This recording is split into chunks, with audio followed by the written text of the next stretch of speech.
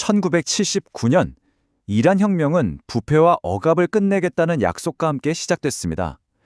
하지만 말이죠. 그 약속은 배신당했습니다. 혁명의 잿더미 속에서 오히려 이전보다 훨씬 더 교활하고 비밀스러운 새로운 엘리트 계층이 태어났거든요. 바로 오늘 우리는 그 그림자 속에서 어떻게 거대한 글로벌 제국이 만들어졌는지 그 비밀을 파헤쳐보려고 합니다. 이 모든 거대한 이야기, 그 한가운데에 H라는 암호명으로만 알려진 한 남자가 있습니다. 그는 전 세계를 무대로 움직이는 이 거대한 비밀 네트워크의 설계자입니다. 이 네트워크가 굴리는 돈, 그 규모가 어느 정도냐면요. 정확한 추산조차 힘들지만 전문가들은 수백억 달러에 이를 거라고 보고 있습니다. 이건 한 국가의 경제와 맞먹는 어마어마한 그림자 제국에 대한 이야기인 셈이죠. 자, 그럼 이 미스테리한 인물 H는 대체 어디서 나타난 걸까요? 그의 뿌리를 찾아가려면요, 시간을 한 세대 전으로 거슬러 올라가야 합니다. 아들을 제대로 이해하려면 먼저 그의 아버지를 만나봐야 하니까요. H의 아버지 알리 샴카니는 그야말로 이란 혁명의 살아있는 역사 같은 인물이었습니다. 가난한 집안에서 태어나 혁명 수비대의 최고 사령관까지 올랐죠. 수십 년간 이란을 옥죄는 국제 제재를 어떻게든 피해서 살아남는 법, 그 온갖 방법을 터득한 생존 전문가였던 겁니다. 그리고 그 위험한 지식은 안타깝게도 고스란히 아들에게 대물림되었습니다. 혁명 이후에 말이죠. 이란 정권은 외부인보다는 믿을 수 있는 내부자, 그러니까 고위 관료들의 자녀들에게 국가의 가장 중요한 사업들을 맡기기 시작했어요. 석유 같은 것들이요.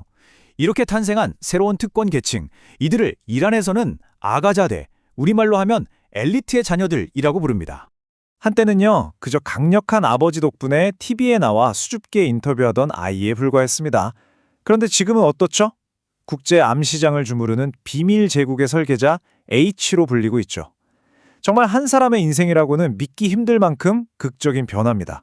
자, 그렇다면 이 거대한 그림자 제국은 대체 어떻게 움직이는 걸까요? 이들은 어떻게 전 세계의 감시망을 비웃기라도 하듯 막대한 양의 제재 대상 석유를 자유자재로 옮길 수 있었을까요?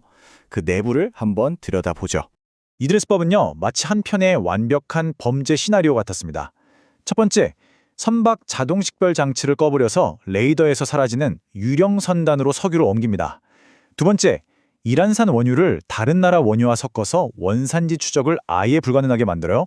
그리고 마지막으로 수백 개의 유령 회사를 동원해서 검은 돈을 깨끗한 돈으로 세탁하는 거죠. 이건 거의 보이지 않는 평행 무역 시스템을 하나 만들어버린 겁니다. 믿기 어려우시겠지만 현재 전 세계 바다를 떠다니는 유조선 10척 중 한 척은 바로 이 불법적인 유령선단 소속일 것으로 추정됩니다. 이건 단순히 범죄 몇 건의 문제가 아니라 이미 글로벌 해운 시스템의 일부가 되어버린 거대한 현상이라는 뜻입니다. 이 거대한 네트워크의 꼬리가 잡히기 시작한 건 두바이에 있는 아주 수상한 회사 하나 때문이었습니다.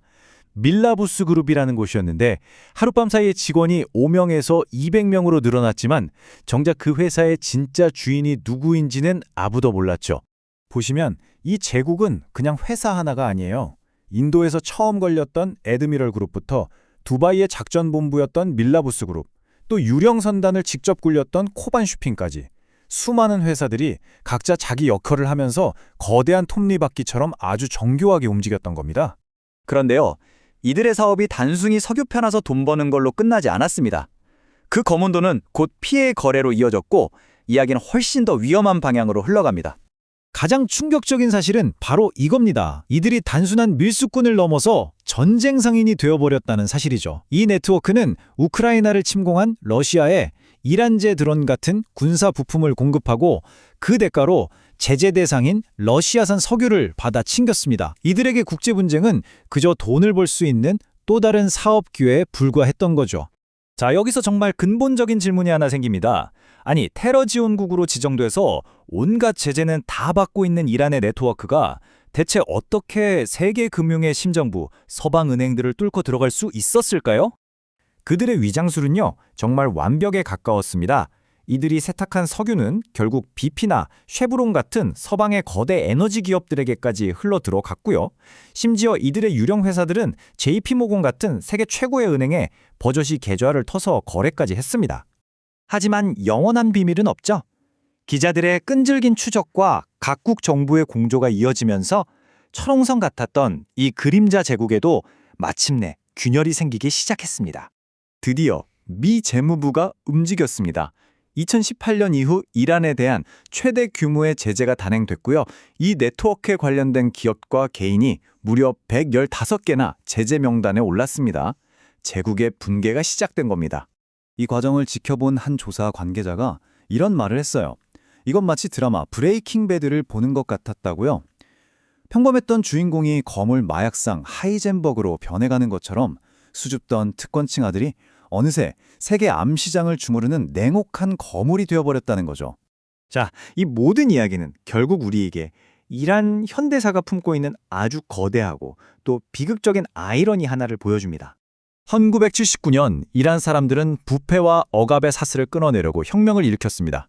그런데 지금 그들 앞에는 더 교활하고 더 부유한 새로운 지배층이 더 단단한 사슬을 들고 서 있습니다. 많은 이들에게 혁명은 그저 또 다른 독재자를 불러온 실패한 꿈이 되어버린 셈입니다. 결국 역사는 반복되는 걸까요? 대부분의 혁명에서 가장 잔인한 자들이 결국 새로운 엘리트가 된다. 이 한마디가 이란의 현실을 넘어 권력의 속성이 무엇인지에 대해 아주 냉정한 통찰을 던져주는 것 같습니다. 이 모든 것을 지켜보면서 우리는 이런 질문을 던지게 됩니다. 혁명이 스스로 내걸었던 위대한 이상을 삼켜버렸을 때 그 자리에는 과연 무엇이 남게 될까요? 이것은 비단 이란만의 문제가 아니라 권력과 부패라는 끝없는 순환고리에 갇힌 우리 모두에게 던져진 질문일지도 모릅니다.